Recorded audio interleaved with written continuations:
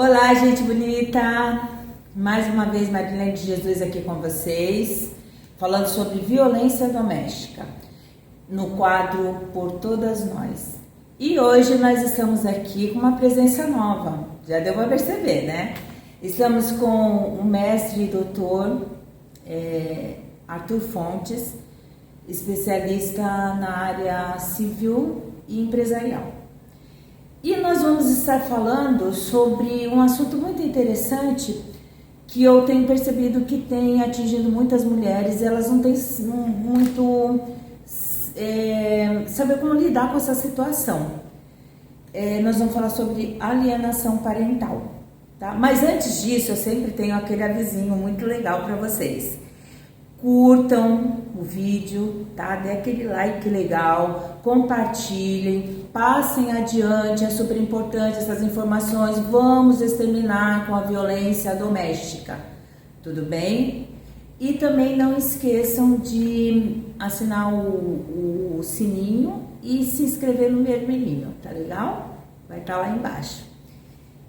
Boa tarde, doutor. Boa tarde, Marilene. Tudo bem? Obrigado pelo convite. É uma grande honra estar aqui participando desse seu projeto maravilhoso.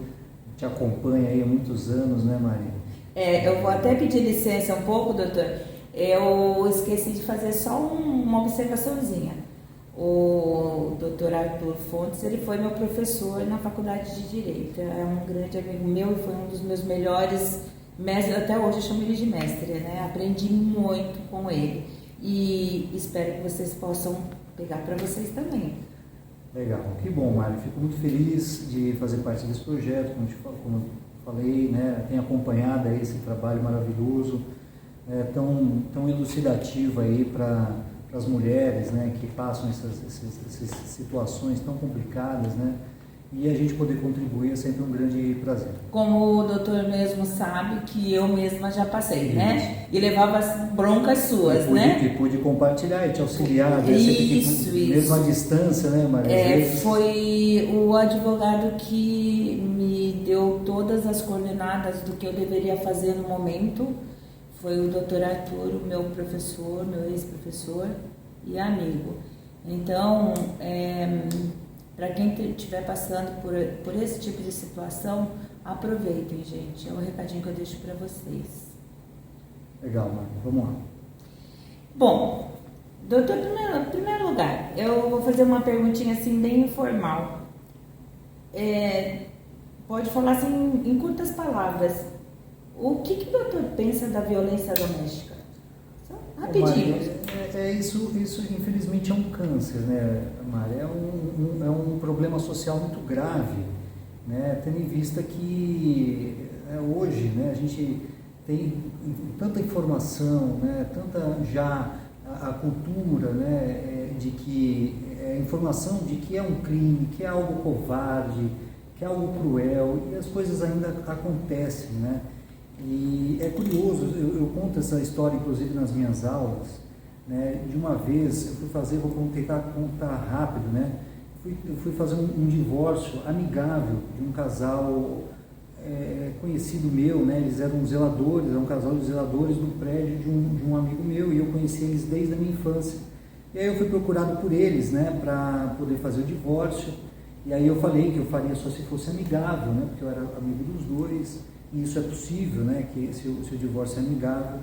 E aí eu sei que houve uma traição, né? Por isso que o casamento acabou. E aí a gente até brincou com ele, né? Na época. Porque assim, a gente falou, pô, Zé, você vai trair a sua esposa com a prima, porque essa aqui era a história, né? E aí ele olhou pra gente e falou muito sério. Ele não falou, né, em tom jocoso, tom de brincadeira nenhum. Ele falou assim, mas eu sempre fui um bom marido, nunca bati nela, nem nada. Então, quer dizer, veja, a gente já, inclusive, isso já faz muitos anos, né? Foi logo quando eu me formei, né? E, bom, fui seu professor já tem quase 17 anos, né, Mário? Já então, quase 17 foi anos. logo quando eu me formei, então tem mais ou menos por aí esse episódio.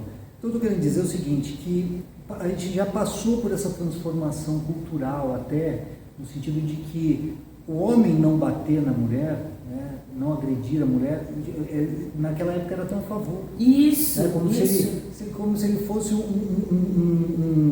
se ele, né, fosse até razoável o marido se ele agredisse a mulher. Sim. Quando na verdade isso é um ato absolutamente cruel, é crime, né? Sim. É algo grave, Sim. que traz sequelas absurdas, né, Maria? Você vem trabalhando nisso, né?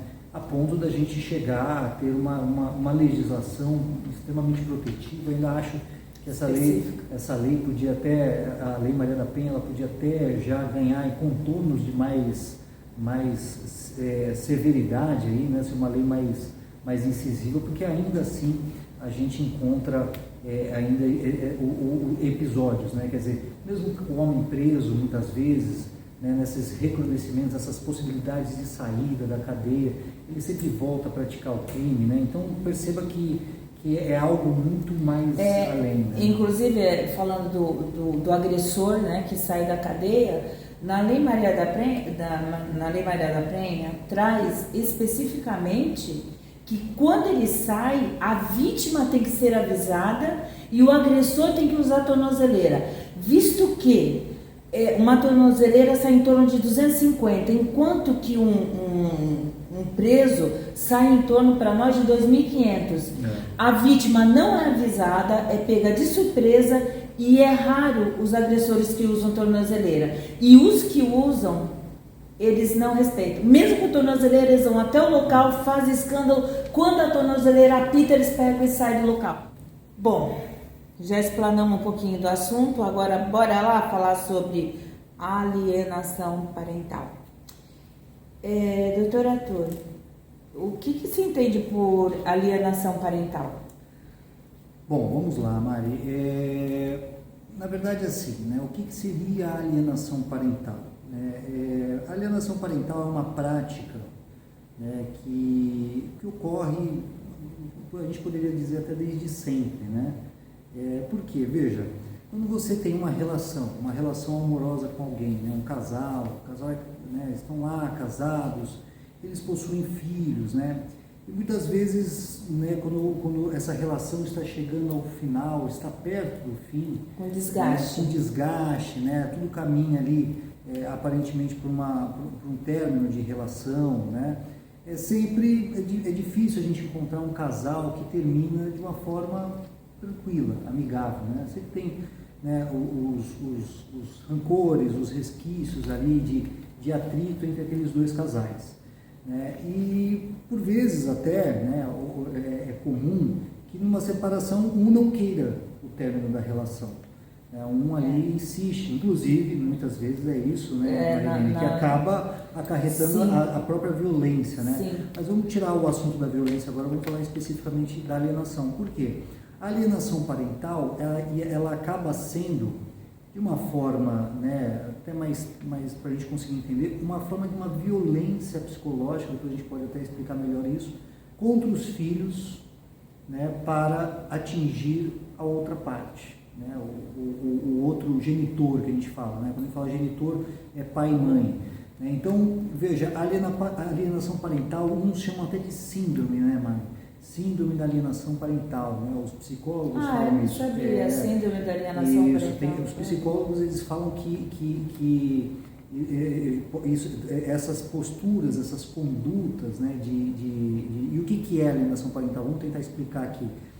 Ele é basicamente uma prática, quando um dos genitores, né, seja o pai ou seja a mãe, ele acaba, né, tentando manchar, afetar a imagem, né, do outro, né, geralmente, né, Marilene, na prática, né? Então a gente pode dizer, doutor, que a alienação parental pode ser praticada tanto pela mãe quanto pelo pai. Exatamente, tá. Exatamente, tanto pela mãe como pelo pai, né? Ou seja, aquele que tem o maior contato com o filho, né, seja criança ou seja o adolescente, né, aquele que tem maior contato, acaba por muitas vezes, né, proferindo palavras, né, de modo que você acaba criando uma sensação na criança ou no adolescente de repulsa contra o outro genitor, né? E aí a alienação parental não é só isso, né, Marilene?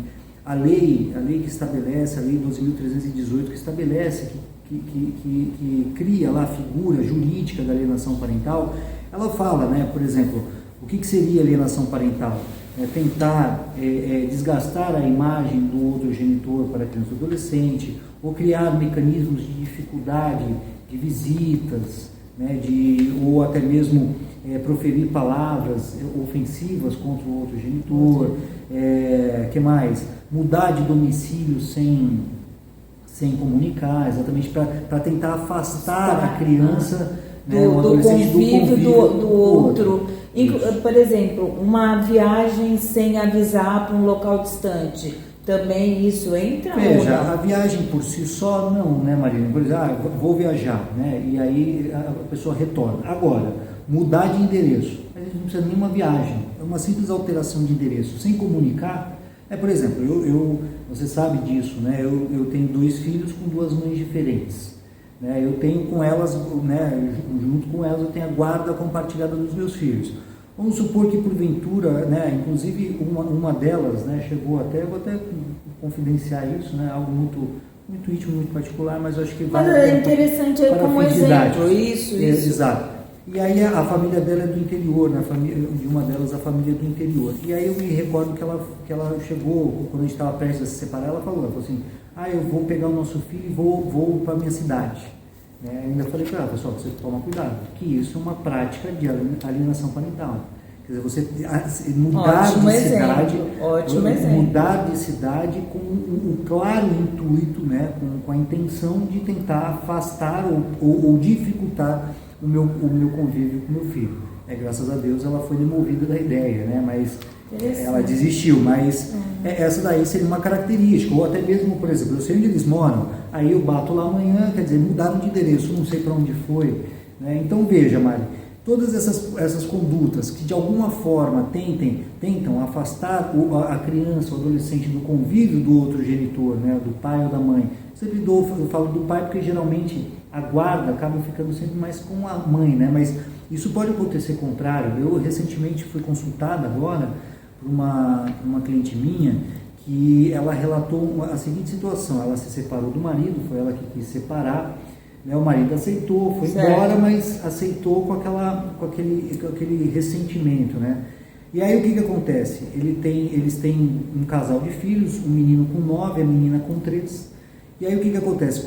Toda vez que o menino volta, ele fala, mãe, o pai está falando que foi a senhora que acabou com a família, a senhora jogou tudo fora. Olha só. Quer dizer, veja, isso é uma clara postura de alienação parental. Ou seja, ele está querendo colocar na cabeça daquela criança que algo negativo que tudo acabou, em relação isso. Aí o que acontece, né? Isso vai chegar a um determinado momento que a criança que ainda está na fase ainda de formação de caráter, né, Marilene? Ele acaba em um determinado momento falando, poxa, é isso mesmo. E aí ele começa a achar que a mãe é culpada por toda a postura, né? Que acaba de alguma forma trazendo esse sentimento, né, Marilene, de repulsa, de raiva da criança e do adolescente. Em razão, para o outro, né, genitor, o pai ou a mãe, ele acaba caracterizando caracterizando a alienação parental. Por isso que os psicólogos, ou vários psicólogos, falam da síndrome da alienação parental, porque não é algo imediato, né? O pai falar mal da mãe, ou a mãe falar mal do pai. Então é algo que vai... É uma construção. Uma construção. Inclusive, processualmente falando, não sei se até isso você viria perguntar para mim mais para frente, a questão, numa ação judicial, por exemplo, como provar isso? É muito complicado, né? Eu trabalhei com um rapaz, né? Eu trabalhei com um rapaz que eu era advogado de uma empreiteira, né? E o motorista da empresa, né? Que era o que me pegava sempre, a gente conversava bastante e tal. E ele tinha esse problema, ele tinha um filho, ele tinha o direito de visita do filho, e aí toda vez que ele ia pegar a criança, a mãe falava que o filho não queria ir, quer dizer, ele não conseguia falar com o filho, ela cortou o telefone de casa, né? Ele não tinha telefone mais em casa, então ele não conseguia ligar para o filho, ela não passava o celular para ele, e aí ela dizia que o seu filho não quer falar com você, né? O menino tinha 10 anos. Ele ia buscar, ela aparecia na janela e falou assim, não, ele não quer ir com você, né? E assim, até que chegou um determinado momento, Marlene, que de fato, né, aí eu acho que ela fazia o trabalho contrário lá, né? Falava que o seu pai não quer saber de você e tal, Eu sei que num determinado momento, né, a gente entrou com uma ação na justiça para discutir isso, e na audiência, né, ela mesma, na frente do juiz, falou assim, olha, não, eu não quero que ele veja a criança, tal, eu não quero mesmo, e tudo que eu puder fazer para dificultar, eu vou fazer. Ela mesma na audiência falou, e ainda eu pedi, falou assim, ó, excelência, porque a prova é muito difícil, né, Mari? Como é que eu vou fazer a prova, né? Isso, e aí, era isso que eu ia perguntar. Como é que a gente faz a prova disso, né, processualmente falando? Então, o que eu falava para ele? Eu falava assim, não, vai lá e filma. Filma, toda vez você chegando, fala assim, ó, antes de chegar na casa, fala assim, ó, aqui é dia tal hora, tô vindo buscar, tal. E aí ele começou a gravar isso. E aí, no momento que ela, dentro da audiência, ela falou isso, falou assim, ó, excelência, eu quero que conste no termo, né, que ela está confessando aqui que ela está criando dificuldade. Pode-se, né? Também procurar um psicólogo e passar a criança por algumas sessões de terapia, e isso comprova que... Pode, por exemplo, né, certamente, né, Marilene, essas questões de alienação parental, elas vão acabar sendo solucionadas na justiça, né? Sim. E tudo que é selecionado na justiça, né, fica realmente aquela briga de fatos, né, de argumentos. A mãe vai falar que não faz. Bom, gente, tivemos um probleminha técnico, o doutor Arthur não pôde se despedir de vocês, mas eu me despeço em nome dele. Espero que vocês tenham conseguido compreender o que é uma alienação parental, mas qualquer dúvida que vocês tiveram, que ficou aí, qualquer ponto de interrogação, bora lá nos comentários perguntar. Não fiquem com esse ponto de interrogação, tá? Porque pode fazer toda uma diferença. Beijos! Até o próximo vídeo.